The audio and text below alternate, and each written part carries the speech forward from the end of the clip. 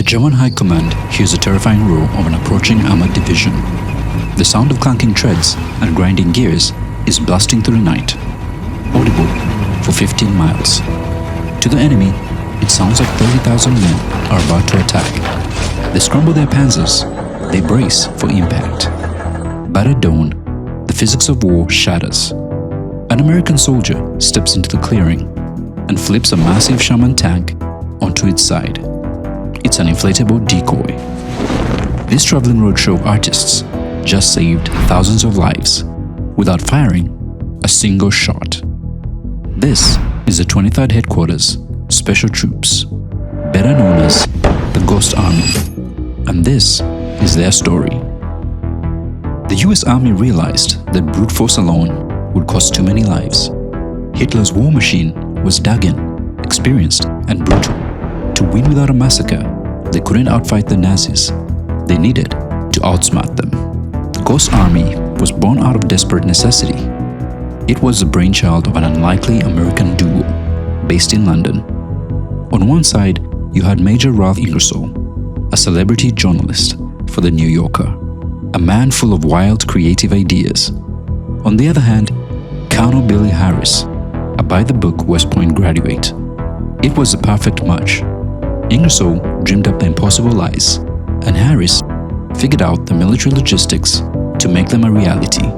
Together, they sold the top brass on a radical idea, a super-secret battalion that would manipulate enemy decisions rather than simply facing them head-on. But you can't take a regular infantryman and turn him into a creative genius overnight. So the Army did something unprecedented. They went recruiting at art schools, Pratt Institute, Cooper Union, and the Cleveland School of Art. Many of the recruits were fashion designers, like Bill Blass, and painters like Ellsworth Kelly. The result was a unit with an average IQ of 119, one of the highest in the entire military. These men were not soldiers, they were bohemians, and suddenly they were trading their studio lofts for muddy foxholes. Standard soldiers follow rules. The Ghost Army's job was to break the rules of reality, and under Colonel Harvey Reeder's command, they would go on to save countless lives, as we shall see later in the story. But genius IQs don't stop bullets. To survive against the Nazis, they needed to build a weapon that didn't exist. The deception relied on three pillars: visual, sonic, and radio trickery.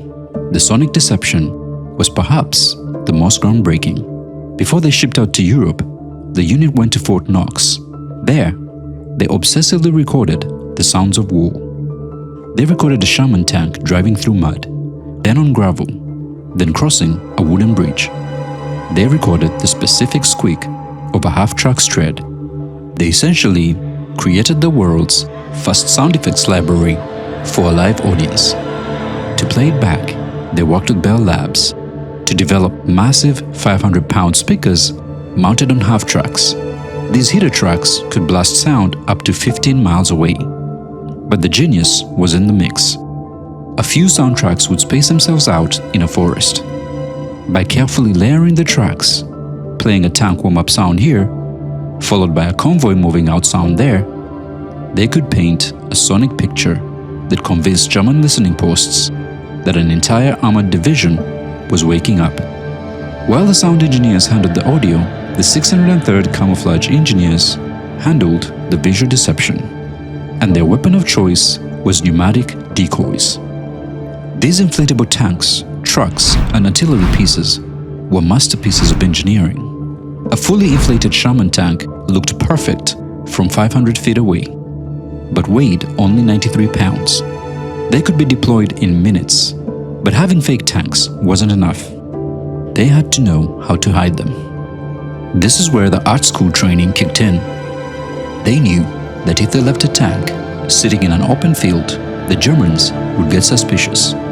Real armies use camouflage, and so the Ghost Army would camouflage their fake tanks, but they would deliberately do a sloppy job. They would leave the corner of a bumper sticking out, and to make it more realistic, they used bulldozers to carve tank trucks into the mud leading up to the balloons so that aerial reconnaissance would see their tracks. The Ghost Army played on their ego, and it worked, time and time again. But visual trickery alone would not hold up against a disciplined enemy. If they were going to sell the existence of entire phantom divisions, they had to fake what the Germans could hear, not just what they could see. The final piece of the puzzle was radio. During World War II, radio traffic was a huge source of intelligence, and operators were often identified by their unique Morse code sending style. Known as their fist, the Ghost Army's operators became master mimics, studying the communication patterns of the units they were impersonating and copying them perfectly. By broadcasting a constant stream of false messages, they could convince German intelligence that a massive division was holding a position, when in reality, it was just a few guys in a truck. And in September 1944, that illusion became the only thing preventing a catastrophe. General Patton's Third Army is moving so fast, it leaves a dangerous 7-mile gap in the line near the Moselle River. The front is completely undefended. If the Germans realize this, they can break through and flank the entire American army. With no real armored division available to plug the gap, headquarters rushes the Ghost Army 200 miles to the front. Their orders are simple but terrifying. All right, listen up.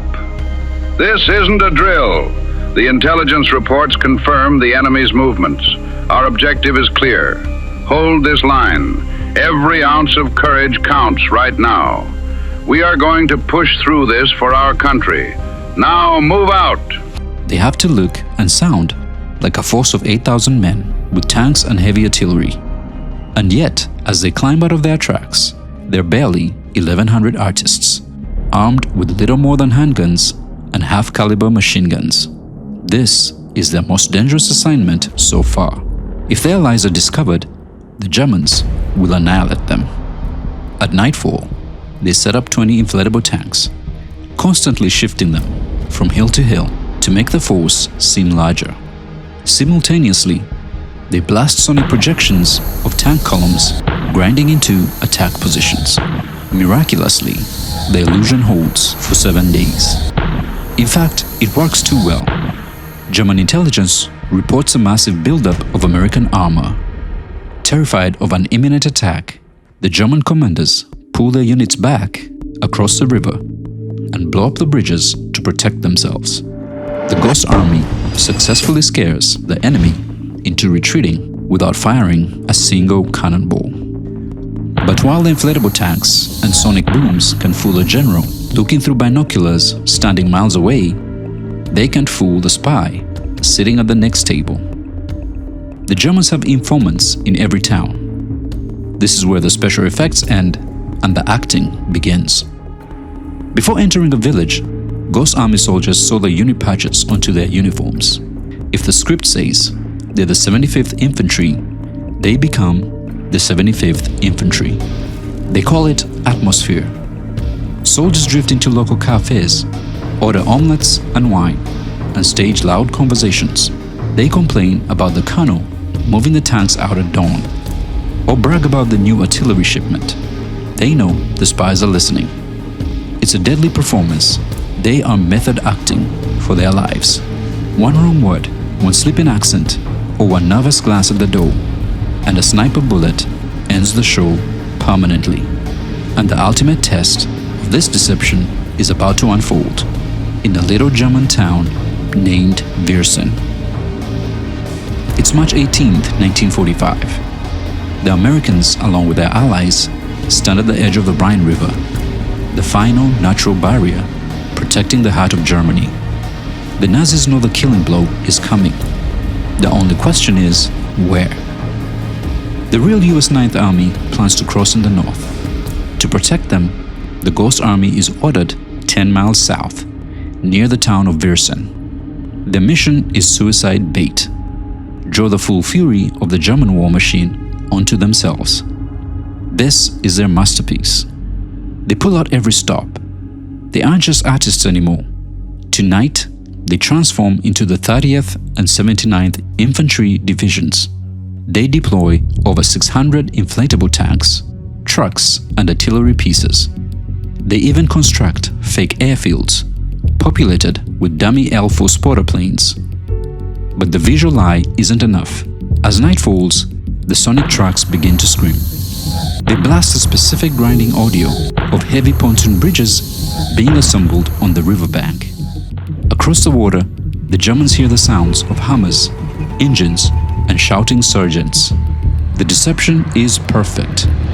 German observation planes spot the buildup. The High Command takes the bait. They frantically shift their reserves south, determined to crush the Americans before they reach the water. The sky above Viersen explodes. German artillery rains down, blasting apart rubber tanks and churning up empty mud, wasting ammunition on an army that isn't there. Meanwhile, 10 miles north, the real Allied force crosses the Rhine. The water is calm. The resistance is nearly non-existent. The German defenses have been lured away to fight a phantom, leaving the back door to Germany wide open. The Americans suffered an estimated 32 casualties, a number that would have been far greater if it weren't for the Ghost Army's service. When the war ended, the men of the Ghost Army were told to pack up and go home, but there was one final order: silence. Because the army thought it might need these tricks again during the Cold War, the unit's existence was classified as top secret. For decades, these men couldn't tell their wives, their children, or their parents what they had done. They went back to being artists.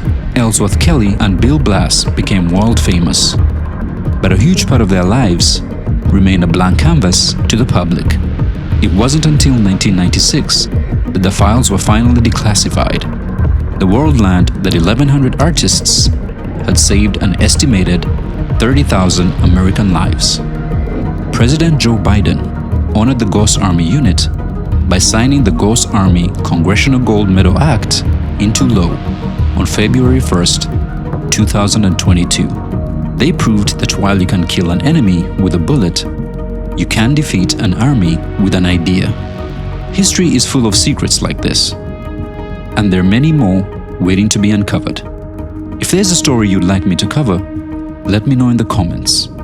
And if you enjoyed this video, consider subscribing and check out our video on how the United States captured Nicolas Maduro, the president of Venezuela. Until next time, this is Cody.